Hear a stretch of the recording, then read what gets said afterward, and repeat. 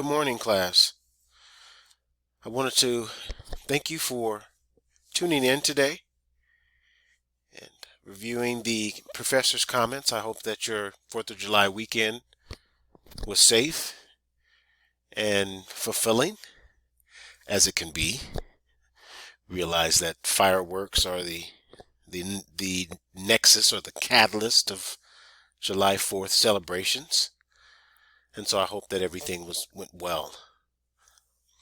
This chapter that we're covering this week on ethics is probably one of the most important chapters that an aspiring manager or an academic of business is responsible for, first of all, covering, and then second of all, embedding within your managerial decision-making and leadership styles. To that end, Henry David Thoreau, a famous inventor, author, said it is truly enough said that a corporation has no conscience, but a corporation of conscientious men is a corporation with a conscience. And so as you think about the term conscience, this is that internal being. This is that internal light, that internal perspective that we as individuals have. Our conscience is the thing that's the sounding board. I'm going to say that's the taste palette. If you like sugar, you would taste your coffee in the morning, and your conscience is that taste. You'll say, well, do I have enough sugar or do I need more sugar? Right? And so as you consider that, you would say, well, is more sugar good for me or bad for me? But again, as I mentioned, just as an analogy, the conscience is that gauge that we all have as we consider things.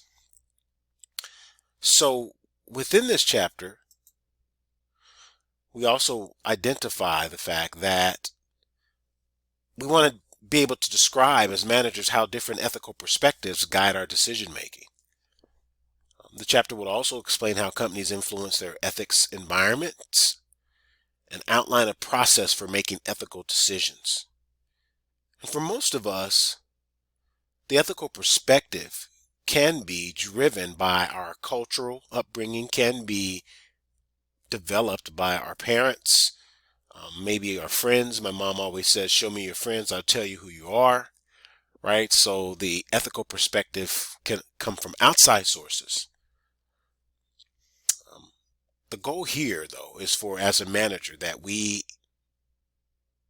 delineate the characteristics of how to be a ethically driven decision maker as a manager.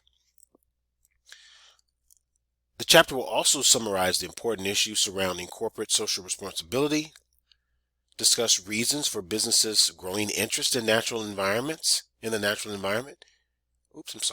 and identify action managers can take to manage within the environment to keep the environment in mind. So ethics are the systems of rules that governs the ordering of values. And as the term conscientious business or conscientious manager, it truly is the value that a person either possesses or does not possess, in my opinion, as a management research scientist, that drives the action that is the fundamental go or no-go gauge, if I could use that term or those terms, on whether or not a person acts ethically or not. And of course, ethics has, that is, if you think about ethics, there's a gauge of ethics, 0 to 10. 10 being the best and 0 being the least, right? And so most of us probably are at 8s in our ethical gauge, right? And I say 8 because I don't know, like ethically, should we eat the last pizza if we're eating with our loved ones? Some of you would say yes, right? Others would say no. And so if you say no, then your ethical consideration when you're eating pizza with your significant other, provided that she or he enjoys pizza, might be to ethically not eat the last piece, to let the other person have the other slice. But I must also say, and I'm again not making a general theory about anyone, that some of us have an ethical basis for that is a 10. I guess I should use myself to say that I believe that my ethical component or the values that I have in terms of decision making are probably around an 8 to 8.5. And they've gotten better over time because as I've gotten older, I've made mistakes, and mistakes that had to deal with having loose ethics that cost me. So managers, or most people, have unconscious biases that favor themselves and their own group. In this slide, the author elucidates that managers often hire people who are like them, think they are immune to conflict of interest, take more credit than they deserve, and blame others when they deserve some blame themselves. And again, this is not a necessarily a prescription that every manager is going to or characteristics that every manager is going to have, right? But as an author of the book, I believe that the author was trying to make a point that managers are people too, right? That managers have biases, that managers have a conscience, managers have, cultural and ethical value factors in them that might influence their decision making, either more positively or negatively. Moreover, I believe, and I should say I believe, but the author states here that it's ethics it's also a personal issue. Again, and in this caption, you'll notice that the lady here is looking over her shoulder, and it says, if you could take someone's property and get away with it, would you? Right? And we can each ask ourselves that question. The other component would be here is that if the employer pays for your computer and the time you spend sitting in front of it, is it ethical for you to use the computer to do tasks unrelated to your work?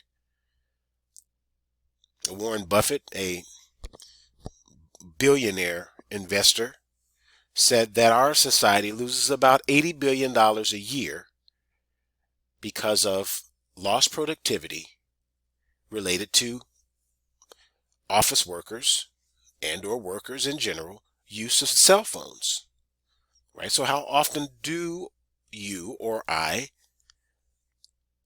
scroll through our Facebook account while we're at work? And so that's an ethical decision. So these two scenarios are different scenarios that you or I may have encountered in our lives, but more importantly, leads us to identify the importance of ethics within our decision making as managers. Ethical issues in business ethics. Again, ethical issues are situations, problems, or opportunities in which an individual must choose among several actions that must be evaluated as morally right or wrong. And some may argue that a morally right or wrong decision is underpinned by the person making the decision, right? So in the case that you're at work and you're scrolling through Facebook, I guess if no one realizes that, maybe you're using Facebook to go to identify new customers. Maybe customers are your friends that are linked to your page, that are commenting on an hourly or a minute by minute basis. And so this ethical issue, must be evaluated from person to person. The important component, or more importantly, business ethics is the moral principles and standards that guide behavior in the world of business. So these are some of the things that you're going to be learning this week. I do believe it's very important to think about ethical systems and identify where you feel that you would align with. Again, for me, I believe I'm kind of an egoism. An entrepreneur builds a company for financial gain and ultimately employs thousands. I mean, I like egoism as if I were to identify my ethical system, but also I like the utilitarianism, which is employees accept a 10% reduction in salary so no one has to be laid off. I mean, I do not like layoffs, but realize as a business manager, these are some of the things that happen just by virtue of the ebbs and flows of a business. So ethical systems are going to be discussed.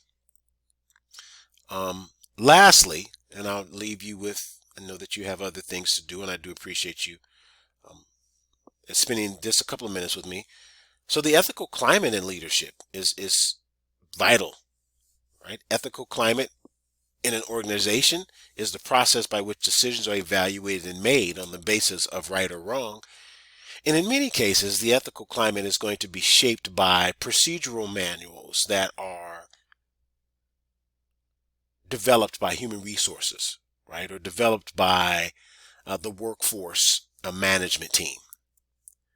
So this ethical climate then can be something that is different in different business settings, right? So in a institution of higher learning, the ethical climate is more academically based. Like we have, I guess you could say, ethical decisions are really based upon the service that we provide, right? So we don't have goods and services that we sell, and so a person's decision to take a drink that they shouldn't have, that they didn't pay for, is going to be less likely, unless of course you're in a conference, right, at the college and they're giving out water, right? How many waters should you take?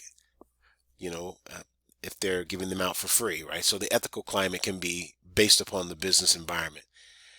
But us as ethical leaders, we must embody both a moral person and a moral manager, influencing others to behave ethically. So those are just a couple of items as regarded or linked to the PowerPoint. Again, you'll notice that last week we were in fifth gear, there was quite a few things on the docket for us to read and to complete. Hopefully those of you that were involved in the class last week were able to get these items done. And this week we're going to downshift a bit and talk specifically or learn specifically about ethics. So I will place the discussion board up later on today, and I'll extend the due date on the discussion board to at least next Tuesday or Wednesday because it's not up yet. So I hope you're well, be safe, and have a great day.